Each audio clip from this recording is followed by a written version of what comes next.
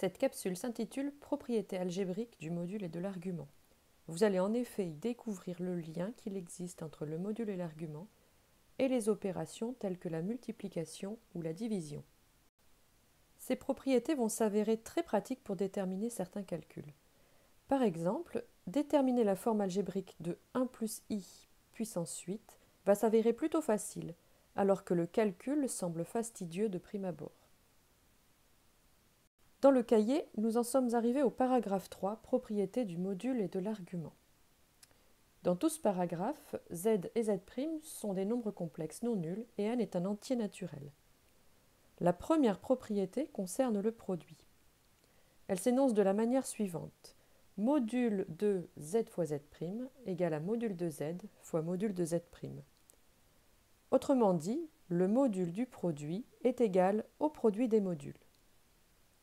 Attention maintenant à la propriété qui lie l'argument et le produit. Argument de z fois z' égale à argument de z plus argument de z' à 2 pi près. Autrement dit, l'argument du produit est égal à la somme des arguments, modulo 2pi. La démonstration de cette propriété est un peu technique. Aussi, pour la simplifier, nous allons poser R le module de z, θ un argument de z, R' le module de z' et θ' un argument de z'. On s'intéresse au produit z fois z'. Nous allons écrire ces deux nombres sous forme trigonométrique, c'est-à-dire R fois cos θ plus I sinus θ pour z et R' fois cos θ' plus I sinus θ' pour z'. En changeant l'ordre de la multiplication, on place RR' devant, puis je vous laisse quelques instants pour développer par double distributivité et réduire. Nous obtenons cos θ plus I cos θ sinus θ' plus I sinus θ cos θ' moins sinus θ sinus θ' qui vient de I carré égale à moins 1.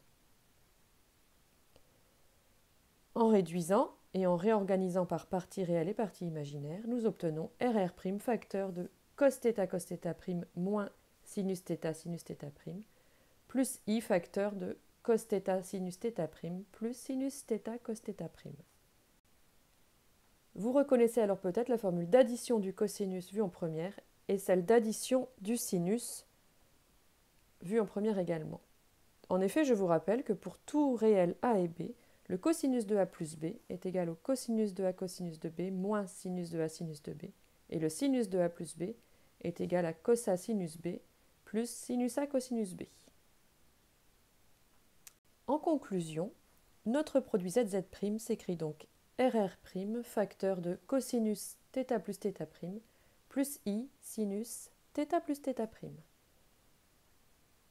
Nous venons d'obtenir la chose suivante, le produit ZZ' est égal à RR' facteur de cosinus θ plus θ' plus I sinus θ plus θ'. Vous devez reconnaître ici une forme trigonométrique du nombre ZZ'. Le nombre RR' joue le rôle du module et le nombre θ plus θ' celui de l'argument. Ce qui prouve que cette écriture est une forme trigonométrique est le fait que RR' est strictement positif, donc c'est bien un module. En conclusion, nous avons démontré que le module d'un produit est égal au produit des modules et que l'argument des produits est égal à la somme des arguments modulo 2pi. Cette propriété était fondamentale puisque toutes les autres propriétés vont en découler de manière assez facile. La propriété suivante concerne les puissances. Le module d'une puissance est égal à la puissance du module. Et l'argument de z puissance n est égal à n fois l'argument de z, modulo 2pi. Je vous conseille de faire la démonstration de ces deux propriétés à l'aide d'un raisonnement par récurrence plutôt facile. Voyons plutôt comment mettre en œuvre cette propriété sur un exemple que je vous conseille de noter dans votre cahier.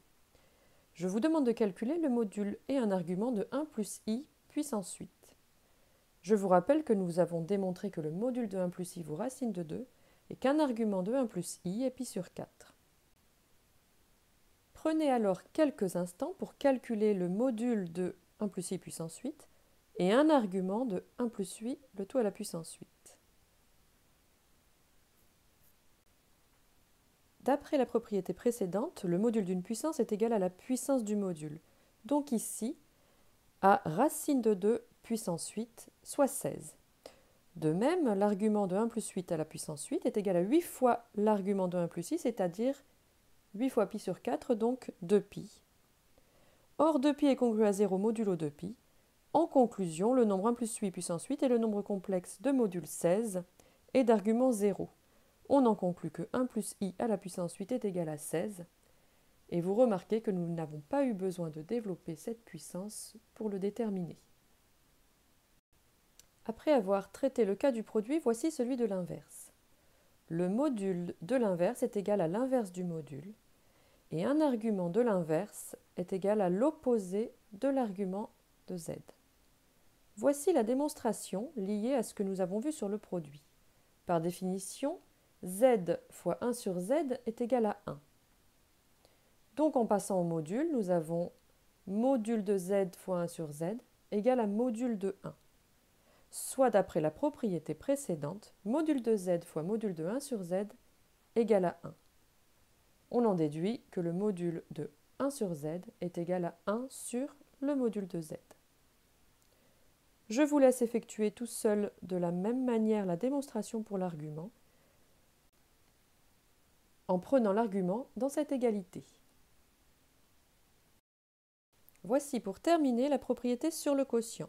Le module d'un quotient est égal au quotient des modules et un argument du quotient est égal à la différence des arguments. La démonstration est basée sur la chose suivante. Le quotient z sur z' est égal au produit de z par 1 sur z'. Il vous reste alors à passer au module puis à l'argument pour terminer cette démonstration. Ceci termine cette vidéo un peu plus technique que les précédentes. À bientôt!